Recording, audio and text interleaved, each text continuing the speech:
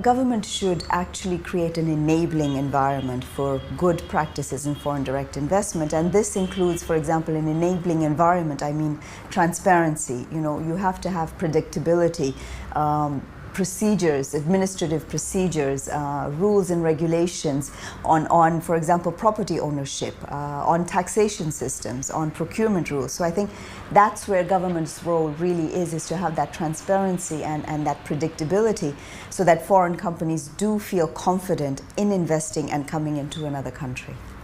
Nigeria is the leading economy of West Africa. It accounts for 10% of the region's GDP and is on its way to becoming one of the 30 biggest economies of the world.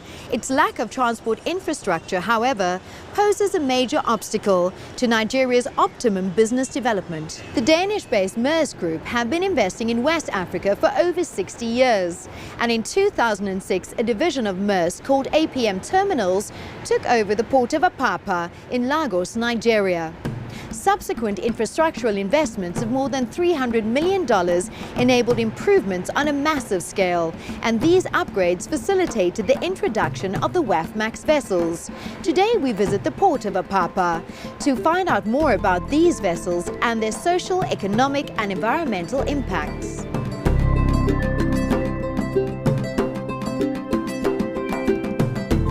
WAFMAX vessels are especially suited for Lagos and West Africa in general because the ports typically suffer from lower draft or depth of water than ports that you might see in Asia or in the US or Europe, for example. The WAFMAX vessels are constructed to draw the minimum amount of water and maximise the amount of cargo that can be carried.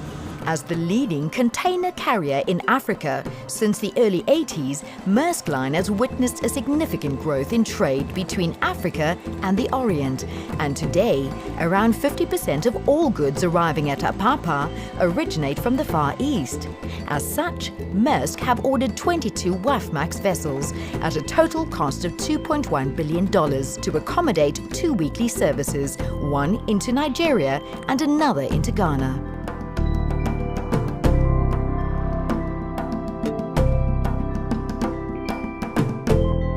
First of all, the WAFMAX vessels are much larger than any vessels that have previously called West Africa. They can carry 4,500 containers, whereas prior to 2011, the largest vessels that came here could only carry 2,500 containers. So when you have larger vessels, you're able to deploy more cranes to work at the same time.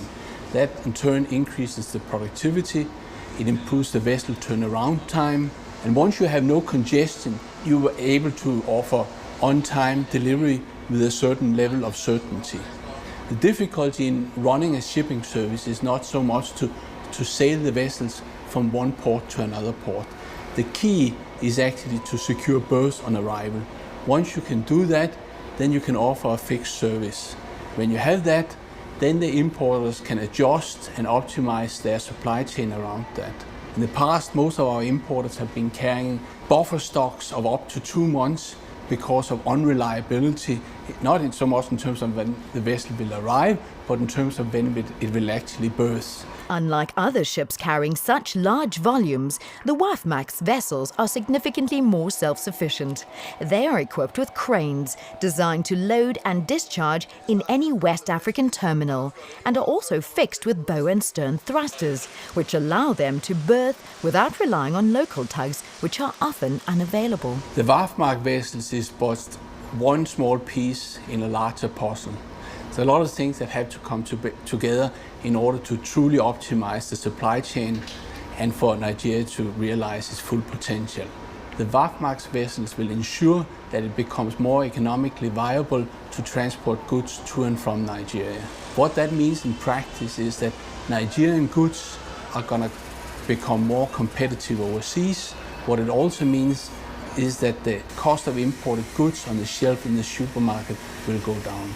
We have had independent economists in Copenhagen estimate and quantify the value in net incremental trade to Nigeria from the WAFMAX vessels and has been quantified as $760 million in 2013. On a global level, container shipping is the most environmentally friendly way of transporting goods, but these logistics still have a significant carbon footprint. In addition, sulfur dioxide emissions contained in shipping fuel exhausts pollute clean air and impact on the health of the people who live in cities around the ports. The reduced turnaround time of WAFMAX vessels have enabled a 20% decrease in sulfur dioxide emissions per container.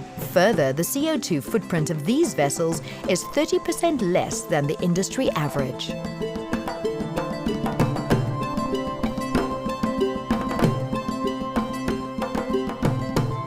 Some of the obstacles which still remain are related more to the landside operations. A container terminal can only be as efficient as the ability to evacuate containers, whether that's from the marine side or from the land side. At the moment, the condition of the roads, the infrastructure generally, and the availability of sufficient trucks and warehousing solutions for importers are not where they need to be. And that means that unfortunately many containers dwell or stay for quite a long time in the port.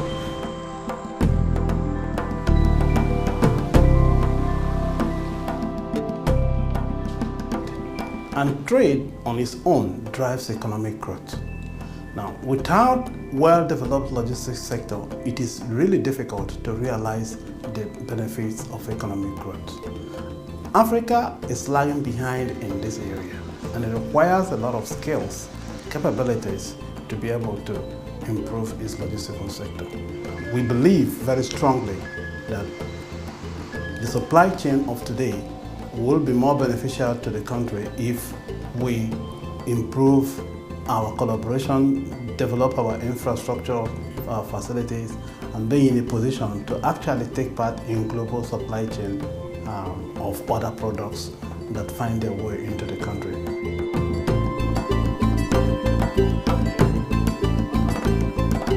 Our vision for Apapa is to create a world-class terminal. Efficient port operations and efficient terminals have a major impact on any country's economic welfare. The cost to import containers through an efficient port reduces the cost of goods in the marketplace or for the man in the street.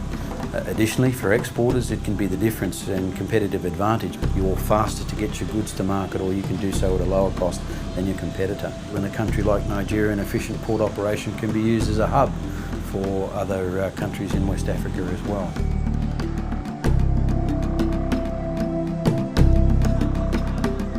I think it's fair to say that international trade depends on two things: competitive ports and an efficient supply chain. The WAFMAX and the terminals coming together, I think, will have a very important impact on the Nigerian economy. Thanks for joining us on It's Africa's Time. See you next month when we look at the interventions of 3 large companies and their significant community development impacts.